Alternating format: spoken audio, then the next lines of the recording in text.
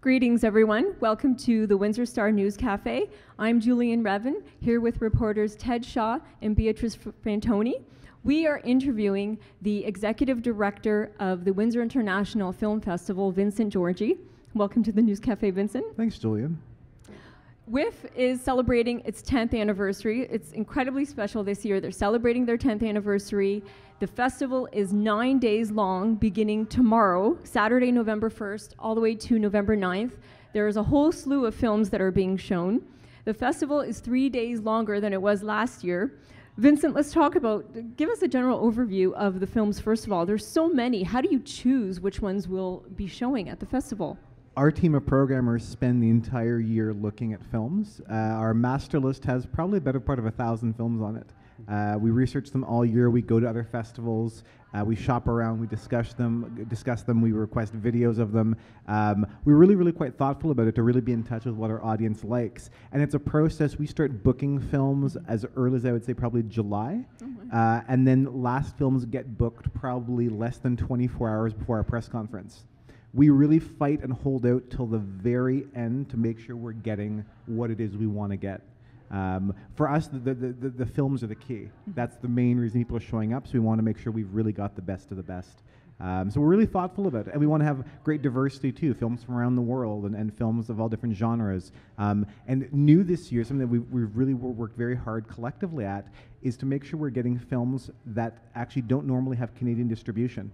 So many terrific films that actually could not be seen in Canada, we went and brokered the rights to bring them to Canada. So we worked with actually international sales agents. So that way, you know, when we see this fantastic film from Brazil and we're like, our audience is going to love that, we're not going to have the, well, sorry, Canada doesn't have rights for it yet. That's fine. WIF will have rights for it. So we'll go and do that. So that way we bring you guys the best films. Your opening film is a French-Canadian movie, Felix and Mira. Yes. Tell us about the film and why you chose it as your opening gala. Yeah, it absolutely. opens on Saturday at 7 p.m.? Exactly right, Ted. Exactly right. So Felix and Mira is a really lovely film. It is a French-Canadian film about an impoverished Quebecois man that falls into a little bit of money and decides to start taking some risks in his life, including a risk in love. And he falls in love with, of all people, a woman from the Hasidic Jewish community, if you can imagine. And this starts striking emotions in her as well. And these are two universes that should never meet.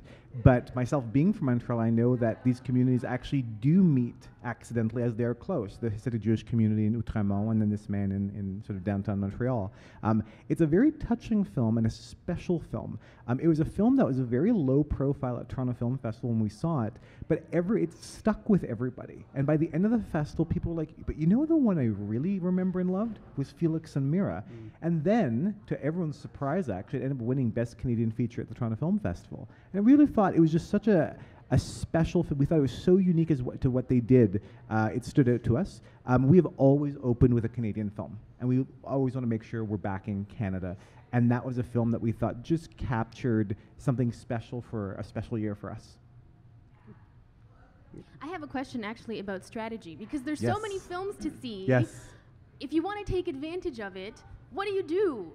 How do you cram it all in? It's easy. You throw a dart, and then you go see that. No, I think the strategy is first figuring out when you're available and what makes sense for you. So then based on that, I think the best thing to do, go to the website, windsorfilmfestival.com, take a look at the trailers, take a look at some of the synopses, and start getting a sense of what this film is going to be like. I think that's, you know, very helpful right off the bat.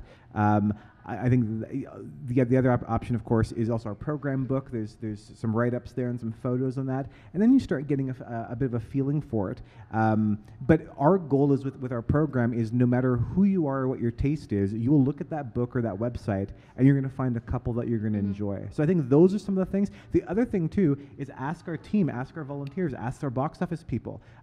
We put in a lot of effort in to make sure everyone's well versed in the films, so they can recommend some stuff and point you in the right direction. Also, I've already put out some unmissable titles. We've sent those out already into the public, some hidden gems. So ask people. We've brought these films for you, so if you're unsure, just say, hey, point me in the right direction. Nice. And if not, darts. Darts, okay. Again, and just to come back to the last question, because we're looking at a master list of probably 1,000 titles, these 111 were picked for a reason. They weren't picked. I feel bad sometimes when you're saying, well, every film is good. Mm-hmm. Yeah, they're all there for a reason. They all are good in their own way. Yeah. I understand there's a new segment this year, the Hot Docs Showcase. Can you talk a little bit about that? Yeah, that's something we're really proud of. That was a secret. We'd finished booking all that stuff like in April, and we only got to talk about it just recently. So the Hot Docs Showcase is highlighting the very best films that were screened at the Hot Docs International Documentary Festival. Chris McDonald, who's the president of the festival, has been coming to WIF now for, I think, 3 years. He's a dear friend of our festival.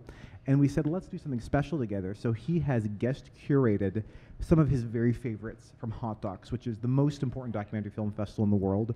And we had a discussion with our programmers of the ones we thought that would make sense for our audience, and then picked really 12 outstanding documentaries that are really show the broad range of what's going on in documentary film. And I mean, it's a great feather in our cap too to have, you know, Chris and that festival, that the caliber of that festival, want to be a part of ours, and that just again shows to where WIF is at 10 years. That Hot Docs is on board with us and wants to do a special program for us.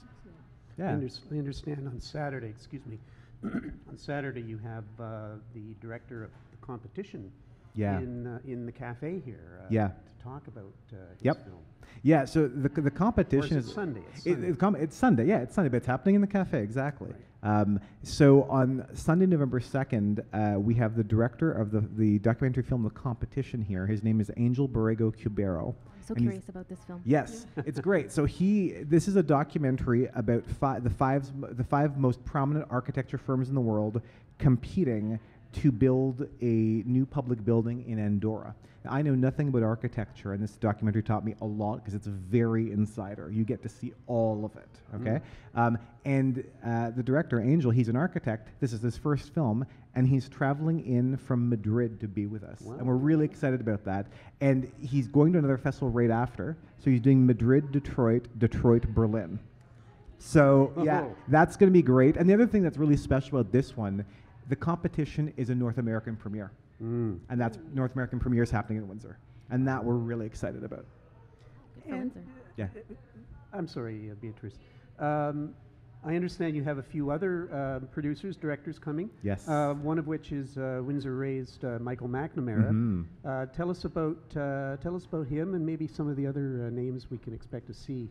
Well, I mean, Michael McNamara, I think, is a great source of pride for the Windsor filmmaking community for all he's accomplished in his films, and certainly has notoriety there. And he and his partner, producing partner and life partner, Judy Holm, are coming in with their film Big News from Grand Rock, a really cute, funny, very Canadian comedy. It's absolutely Canadian. Gordon Pinson's in it, and it's charming, and it's self-deprecating, and it doesn't take itself too seriously.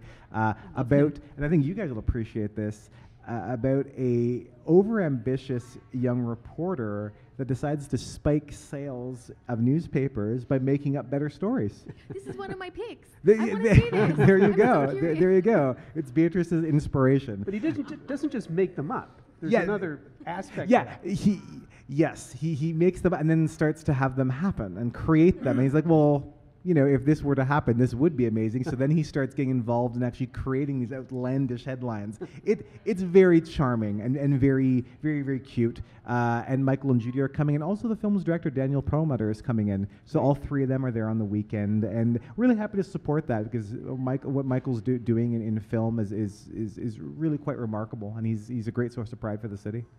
And I understand the director, of Love Me, is going to be available by Skype? Well, actually, I've got better news because as of this morning, he's coming in. Oh, yeah. Right. These things, excellent. Exactly, Ted. These things change, especially the guests, hour by hour. And he was supposed to be coming in by Skype, but we actually got him in. His name is Jonathan Narducci, and he directed the documentary Love Me. And Love Me is a documentary about Russian mail-order brides.